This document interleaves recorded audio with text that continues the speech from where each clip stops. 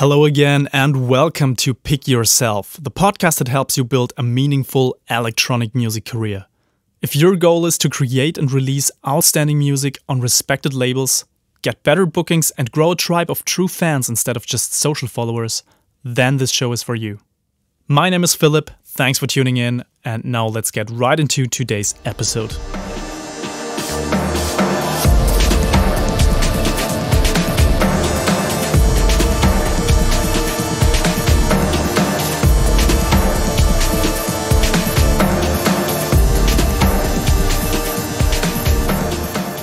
Welcome to episode 36 of Pick Yourself. I'm super happy to have you here with me again, week after week.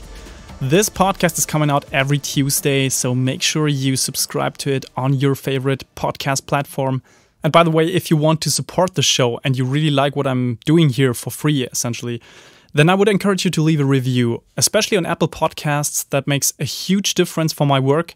And yeah, it helps me climb the rankings there. And by the way, my ego doesn't care at all about rankings and charts and so on. But what I really care about is I want to help more people. And since this mentality is what drives me, what drives the whole show here, then my only reason for asking you to leave a review is to actually make it possible to help more people here. So if you also have that go-giver mentality, do it, leave a little review, and I would be super thankful. Alright, so the topic of today's episode is 9 critical success habits of music producers and DJs. I am personally a really big believer in implementing positive habits, positive routines in your life, because over time they add up to, a massive positive action, even if it's just very little steps that you do daily or weekly or monthly. If you have a certain rhythm with something positive in your life, then that starts to add up pretty massively. And apart from having your own routines and habits that are positive, it's also good to be surrounded by people that have the same mindset going on. And just in case you didn't know, we have our own community of podcast listeners that are probably thinking exactly like you and that help each other. So if you want to join that little group, it's a free thing, just go to pickyourselfpodcast.com/community and that will forward you to our private Facebook group. And in this group, we have awesome people, some of them already quite successful, some of them just at the beginning of their career, some of them in the middle of it, but everybody is super helpful and encouraging. I'm also there. I'm trying to help you as much as I can. So yeah, head over to pickyourselfpodcast.com/community and there you can grow your positive habits together with other people. Okay, let's come back to our topic of building positive habits and also avoiding negative habits. So it's quite interesting because habits tend to have some compound effect. And compound effect means that over time, the cumulative, positive or negative actions, they are bigger than just the sum of the individual parts. So there's always an added bonus to that or an added negative effect to that. So all the tiny decisions you make in your day-to-day life, they shape who you truly are and they shape also who you can become. So it's also responsible for maximizing your potential. And as humans, we tend to underestimate this compound effect of positive and negative habits. So all these small actions add up over the course of a year, of a decade, or even over a lifetime. And if you widen the scope and put your success habits or your bad habits into perspective, then you know why these small actions make such a difference for your artist career. You have to see them in the context of a longer period of time, not just with the scope of 1 month or even just a week. So what does that mean? It means that if you take massive action for 4 weeks in a row and you do something every single day, of course you get better. Of course you get massive results in that short amount of time. But you know what? If you then start to slack again and the next months are, pretty shitty, then this is definitely worse compared to having some consistency, for example, over a year or over a decade, where you do small, tiny things for the same goal that you want to achieve on a daily basis. And by the way, I will give you really good examples later on in this episode, so stay tuned for that. It's going to be really hands-on, it's going to be super practical and also easy to implement for you. Now, to lay the foundation here, there's also a really good book I'd like to recommend. And that book is called The Compound Effect by Darren Hardy. And he showcases how small positive actions repeated over and over again can yield massive results over a long period of time. And I will just read to you 2 of his most famous quotes because I think that these quotes absolutely nail it. So the first one is, choices are the root of every one of your results. Each choice starts a behavior that over time becomes a habit. Okay, so what does that mean? Yeah, it means that you have full ownership of your results. Of course, there are circumstances that matter, but in the end, the choices that you make are responsible for the results you get. And even in the bad circumstances, in a bad situation, like for example, right now during the Corona crisis 2020, even then you still have a lot of control over some of the results. Yeah. And if you start now to tweak your behavior and you start to take positive actions day by day, then that over time becomes a positive habit that in the end, when things get better, will give you amazing results thanks to that compound effect of doing something consistently. Okay, the next quote I want to read is this. Everyone is affected by 3 kinds of influences. Input, what you feed your mind, associations, the people with whom you spend time, and environment, your surroundings. So what does that mean here? So these 3 influences, that basically means you can decide what you feed your mind with. You can decide with which type of people you spend time with. And also you have the power to choose your environment, your surroundings. Yeah. And since these 3 aspects have such an influence on your life in general, they determine a lot of your positive or negative outcome. So if you tweak these things, if you do them correctly, if you choose the right type of people to hang out with, for example, if you choose to feed your mind with reading books, for example, instead of hanging out on social media for 3 hours, then over time, this has such a positive influence compared to the other decision that you could have made. So in essence, choose who you want to become once, but then prove it daily. I think that is the essence of it. And I think the topic of habits is quite interesting because I get to hear the wildest dreams, the wildest career fantasies of upcoming music producers all day, every day. So people send me messages and I hear of these big like sandcastles. And if there's one factor that allows me to determine their chances of future success, then it's their habits. Yeah, so if I ask them what they do on a daily basis and what they do every week and what they do every month, that allows me to get a pretty good idea of how they will end up in a year from now, in 5 years from now, and maybe even over the course of their whole career, if they don't change something. And of course, that whole idea of positive and negative habits, that goes much further. It's not just career related, I would say. So on the negative side, we're guilty of all of this in one way or another. So you might think that that 1 pack of cigarettes a week isn't that big of a deal, or my morning coffee to go isn't causing too much waste or isn't costing that much. But yeah, the compound effect of these little decisions must not be underestimated. Another typical example is, yeah, let's just watch 1 more episode and then go to sleep. Well, you know exactly that you're going to wake up sleep deprived next day and exhausted again because you've done the same thing over and over for the whole week. And yeah, that's fine. I mean, we're all guilty of this in one way or another. And if you had chosen to say no and did some creative writing instead before going to sleep, yeah, probably your productivity and your overall mood would have gone through the roof, would have been quite different. And this brings us to the positive side of this. If you choose to install positive habits on your mental operating system, is what I call it, you set yourself up for future success and also for general well-being. Yeah. And in the following chapter, I'm going to walk you through the 9 most critical success habits of music producers and DJs. So this is very specific to that idea of building a meaningful career, what this podcast is about. But I encourage you to look further to see what overall life habits you maybe want to install on your mental operating system, because this can have a massively positive effect on your life in general. So my list of 9 success habits for music producers and DJs is just a starting point. That's the idea of that. So there are tons of other healthy routines you could integrate in your life, but this collection I think is a great place to start. Okay, so let's dive right in. The first thing on my list is be creative on a fixed schedule. And yes, I know this sounds impossible because you might be thinking, how should I be creative when I don't feel inspired? But that's exactly the point here. If you wait for inspiration to hit you, it might take weeks before you feel ready to enter the studio again. And this is just simply not working. And contrary to that, if you just show up every day and try your best, your chances of creating more and better songs increases a lot. And so here's my go-to formula for this.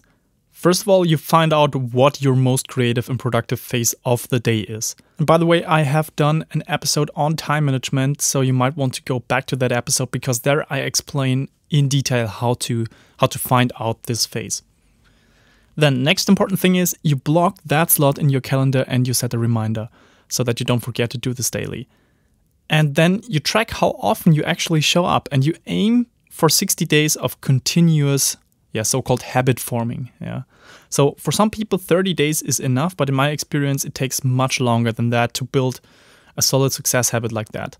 And so you simply make time in your calendar for your creative work and you stick to that habit. You just show up, you try to get the best out of this time slot as possible. And sometimes it works, sometimes it doesn't, but that's completely okay. If you're having a bad day, then that's absolutely fine. Just go back to one of the episodes we had before, one on writer's block, for example, or the one on finding inspiration to get started, the one on finishing more songs. So all of these episodes have creative techniques and tricks to get you started. And that is the most important bit. And by the way, I'm not taking these advices from the business world or startup world or whatever. This is where a lot of people that talk about habits, they take this inspiration from this type of world, so success and business and entrepreneurship and whatever. I mean, all of that is fine, but actually I have found this in the creative world and not so much in the technical or business world. So I'm quite sure everybody knows that famous writer Stephen King. That guy, for example, of course he's an artist, he's a writer, he does creative work on a daily basis, he has sold millions of books, he has published I don't know how many books, but it's an incredible amount of work that he has put out in his life. And he, for example, tries to get down 6 pages every day. That's his goal. He wants to finish 6 properly written pages per day. That is his goal. And he also sets up a morning routine that helps him get started with this. So in an interview, I've read that he sits down between 8 o'clock and 8:30. He has his first glass of water or a cup of tea and so on. He takes his vitamin pill, puts in his music.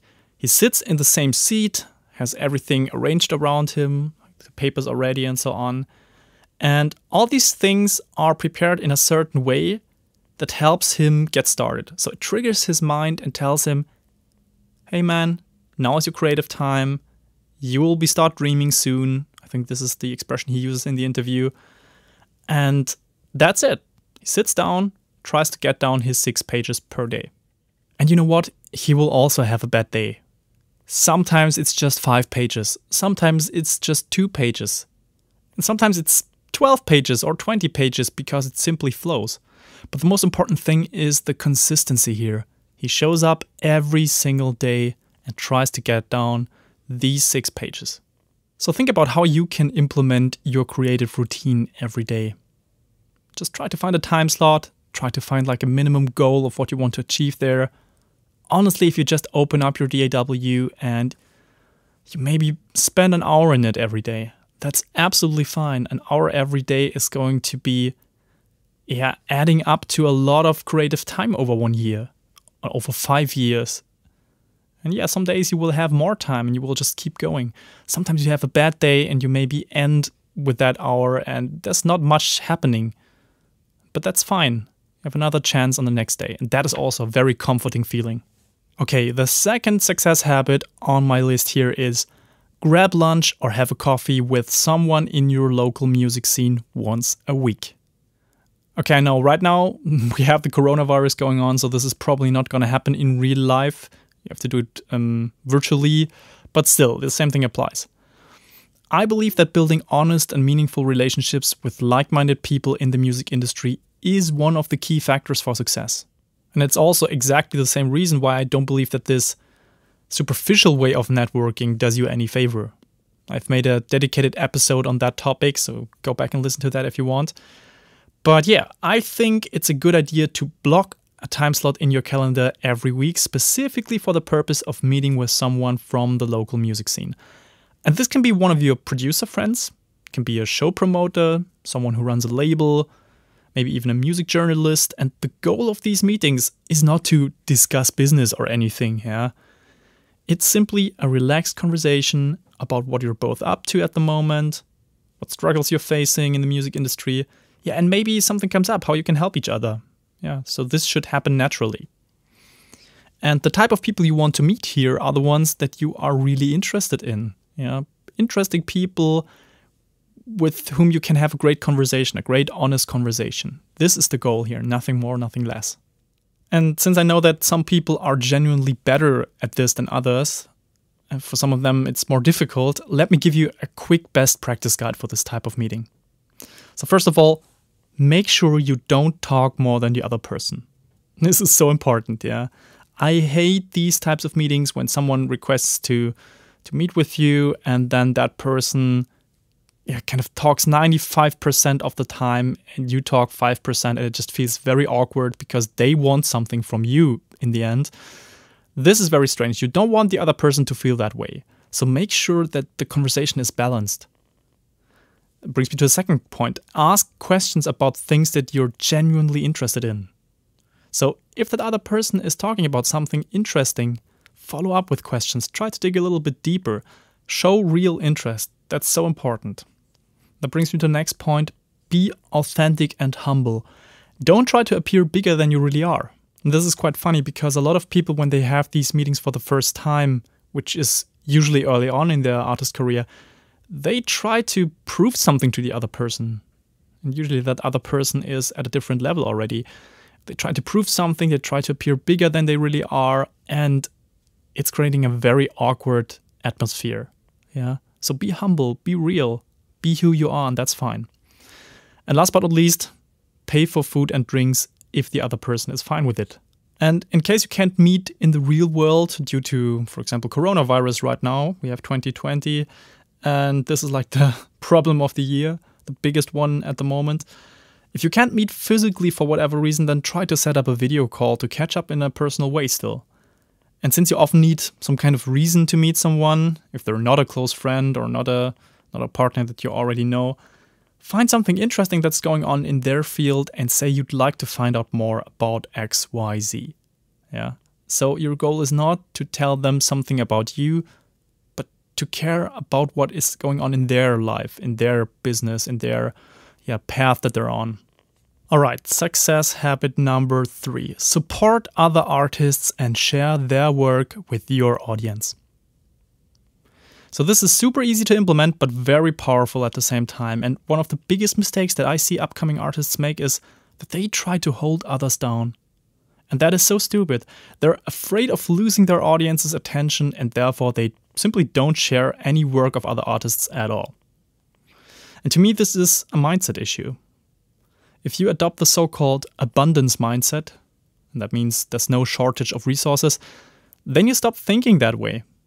And instead you believe that a rising tide lifts all boats. It's a quite popular saying. If you found great music by other artists, share it with your audience. And if there's another local music producer, for example, who deserves more attention, also share his or her work with your followers. And don't be afraid of losing your audience's attention. Because most likely the opposite is going to happen. And that's for 2 reasons. First of all, your tribe trusts you even more if you become a source of great music recommendations. And secondly, and this is really interesting, the artists that are being recommended by you might get in touch with you or even share your work with their audience at some point. This is called reciprocity. So you give something and automatically the other person becomes more interested in also giving something. And if this becomes a regular habit on your social channels, for example, you will soon start to see the benefits of that. Okay, let's move to number 4 on my list. Shift your mindset from "this is impossible" to "how can I make this possible?"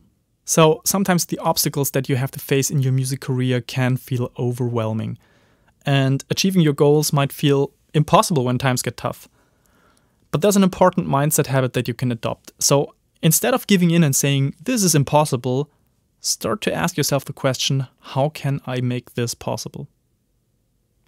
And I don't mean you should negate the reality and live in a dream world and live in your own little weird bubble. That's not what I'm trying to say here. I'm trying to get across that you need to always switch your mind into problem-solving mode instead of sinking into self-pity. This is really important. Let me give you an example. You send out hundreds of demo emails to labels and you get 0 positive responses. Now, this can be a super frustrating experience, and you might think that it's simply impossible to get signed to the label of your dreams.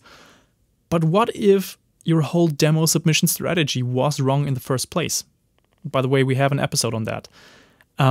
Maybe you should have worked your way up from releasing on a very, very small local label that's run by your friend, to founding your own little imprint, then building a tribe of true fans gradually, and then slowly attracting the interest of bigger labels. And yeah, in these times when things get tough and you're facing an obstacle, a lot of people just give in and say, okay, it seems to be impossible. And then they start complaining publicly on their social channels how unfair the whole world is and that the music industry of today is getting worse and worse, blah, blah. But yeah, you can also stand on the other side and ask yourself, how can I still make it possible? And those people that ask the question in this way are usually the ones that will survive at the end. They are the ones that will build a long-lasting artist career. Okay, success habit number 5. Pause for a second before saying yes or no. So this ability to choose wisely between yes or no, this is what separates successful artists from not so successful ones. There's a crucial success habit connected to that. You have to pause for a second before you give an answer. And it sounds so easy and so simple, but it's incredibly powerful, believe me. If you implement this in your life, and not only for like artist career stuff, I mean like generally, pausing for a second before making that decision of yes or no, that is really one of the secret power hacks that you can use in your life. Because we're designed to immediately jump on every opportunity that comes our way, and the same goes for saying no to something that we're simply, we try to avoid. We're simply too afraid to try it because it's hard to do or because it's unpleasant, but we know that's necessary. But if you take a pause, just for a couple of seconds, and activate the important parts of your brain, then you might come to a better decision in the end. And by the way, I can highly recommend reading Daniel Kahneman's famous book, Thinking Fast and Slow. This book is basically just about that way of decision making. Yeah? And if you train this habit of pausing for a second before jumping to a conclusion, you're allowing your brain to make a conscious decision based on at least a couple of facts and some second guessing. Alright, number 6 here is outsource critical aspects that you can't do yourself. And yes, this can become a habit. Definitely. Once you've started doing this, you will always ask yourself, is this something that I can give away maybe?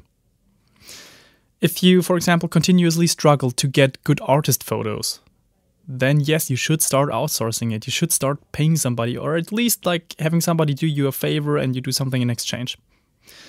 If your do-it-yourself mixing and mastering just doesn't live up to what you've imagined for your song, then send it to a professional studio. If your artist bio sucks, get help from a writer who specializes in it. Okay, so all these things, it's important to develop that habit of understanding that you're probably not the best person for the job, and then coming to the conclusion to outsource it. Just to give you an example of my own world of outsourcing, believe me, I have tried to come up with a logo on my own, a logo for my studio and for this podcast and so on. Tried to find the right fonts and tried to choose the perfect colors, but it just didn't work. It was always a little bit dull, a little bit boring, not expressing emotionally what I wanted to express. But as soon as I had hired a talented graphic designer to help me, I immediately understood the difference that it can make. And this success habit of music producers and DJs to outsource things can save you a lot of time and a lot of headache. And yes, it means you have to consider some investment in your artist career. Of course, that's natural. But believe me, it's one of the better decisions that you will make. Okay, success habit number 7. Measure your progress monthly. Yes, that's a habit as well. If you want to reach your goals as an artist, you have to know how close you are, and you also have to know how fast you're moving. And tracking your progress on a monthly basis needs to become an automatic habit. And this gives you an idea of what you need to adjust to make your vision come true.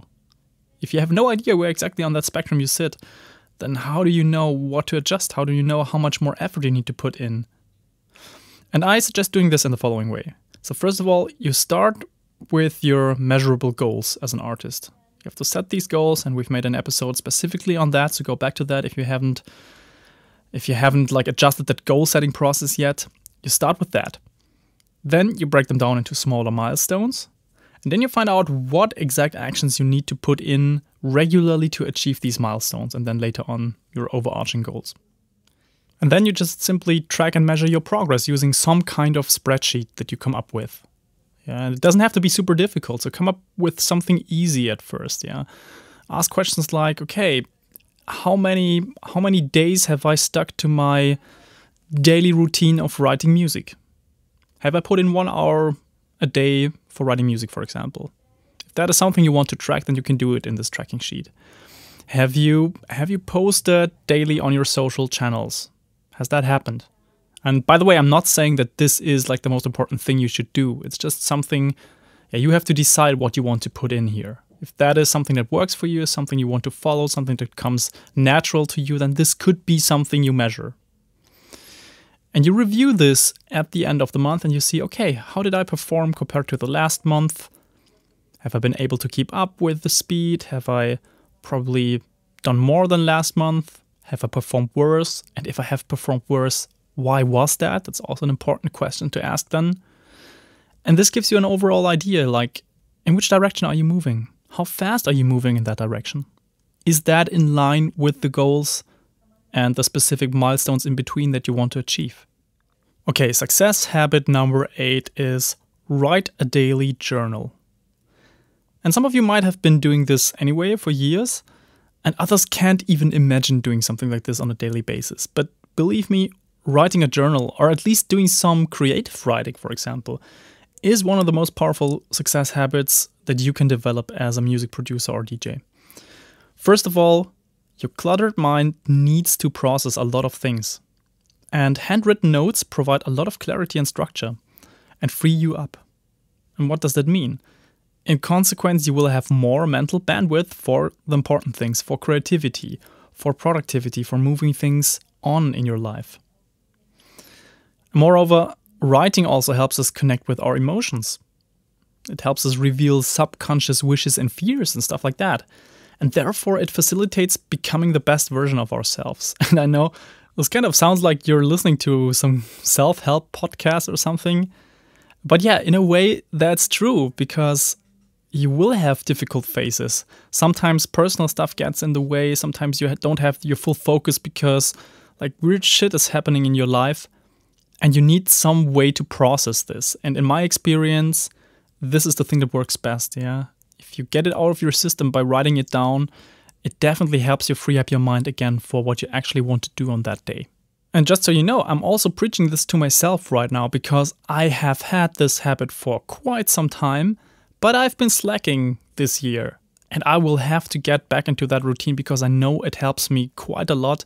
I know it helps me blow off steam mentally. It helps me focus again. It helps me gain these superpowers back, yeah, of seeing things clearly, of sorting my brain out.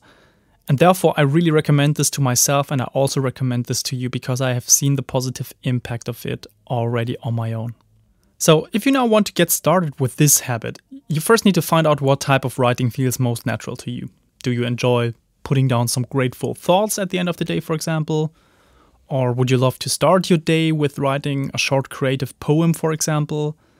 So there are a lot of possibilities on how to do this journaling or writing, and there's no like strict format that you should follow, but just do something that comes natural to you, that you feel helps you. And there is no right or wrong, simply start experimenting with it and you're going to notice the benefits quite fast. Okay, success habit number 9, and this is the last one on my list. Be fully present. And this, to me, is probably the most important success habit of all. Being fully present has become some kind of a lost art in our over-distracting, noisy world. But what do I mean with this? Being fully present means being with yourself and with others in that very moment. Focusing all your senses on what is essential right now. Listen carefully to that person that's talking to you in that moment. Observe the body language. Try to follow the thoughts and ask the right questions. And this also means that your vibrating phone in your pocket is not important at that moment. Neither is that thought in the back of your head that reminds you of the 10 other things on your to-do list. So the art of being fully present is a part of a mindful lifestyle in general. And it's hard to master, but it's easy to practice. Yeah? Simply remind yourself again and again to focus on small details and sensations. And then try to bring that same attention to conversations and also to important actions. If you try to write a masterpiece of a song, you won't succeed with 5 distracting tabs open in your browser and 3 messenger conversations going on at the same time. And I know that these tools are making it really difficult for us to stay focused. And this is why we have to practice working against that and leading our behavior into the right direction again. And just to give you an example, when I'm recording this podcast, for example, I am fully with you and fully with my mission to bring you the most value that I can possibly deliver for that sort of topic that we're talking about. There's no way I could do this with, for example, my phone in my pocket or with 10 browser tabs distracting me from what my mission is right now. So I am fully present in this moment where I deliver the most value. And you should do the same thing when you're writing music or when you're having a discussion with one of your fans or followers. You should be with them. You should be fully present in that moment. Same goes for meetings with other people from the music industry. Be fully present in that moment. And people will notice. People will notice that there's something different about you, about the way you behave, about the way you appear, about the interest you show. And all of this can have a massively positive influence on the outcome.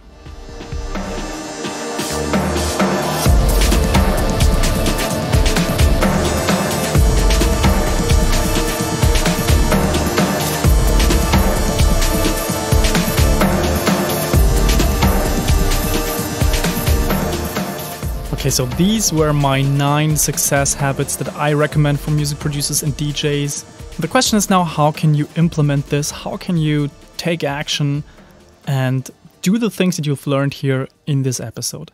Action step number 1 here is analyze what positive habits you already have in place. So I'm sure you already have some great routines in place, and I want you to write these down and also write down how they help you move your artist career in the right direction. And then see if you can integrate some of the habits that we've mentioned here before into your existing ones. Because if you find a connection there, and you just have to tweak them a tiny bit, the existing ones, then this is the easiest way to move forward. Action step number 2, start installing new habits one after another. And this is quite important. Don't try to implement all of these habits at once, because then there's a big chance that you're going to fail. It's just simply too much to think of. And I want you to see which ones naturally resonate with you in my list from before, and simply start integrating one after another. If one habit is integrated successfully, you can move on to the next one. So try to find your priorities, try to find out what you want to start with and then what to follow up with. And if you want to find out more about how to build habits effectively, then check out the book The Power of Habit by Charles Duhigg. I hope I pronounced that right, but this is an incredible book, The Power of Habit. And then action step number 3, consistency wins. So don't forget to track your habits, especially in the beginning. At some point, success habits become automatic routines. But before that, you need to track them to ensure you keep up with the consistency. And remember what you've learned about the compound effect. Many small actions can create massive results over a long period of time. And for tracking, you can do this in whatever way you want. You can write them down in your journal. Did you stick to your habits or not? You can use some kind of habit tracking app. So there's stuff like that available. Or you can simply use some kind of spreadsheet that you come up with in your overall tracking or progress tracking spreadsheet.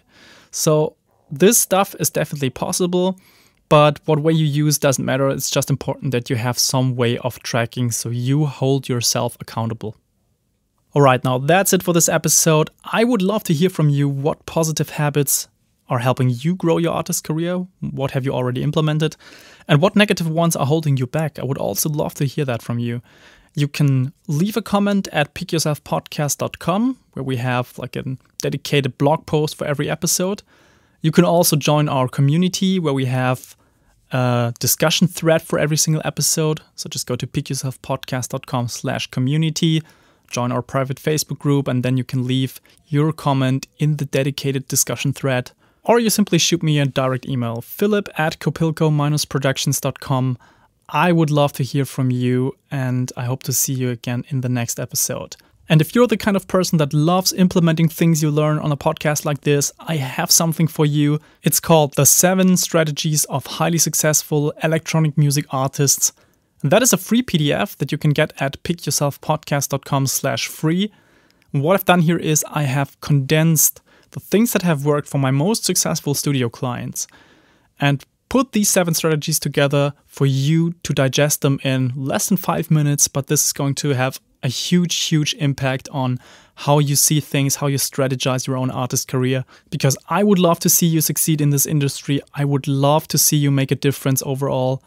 And yeah, so go to pickyourselfpodcast.com/free. This is going to be a great starting point for a great and meaningful artist career.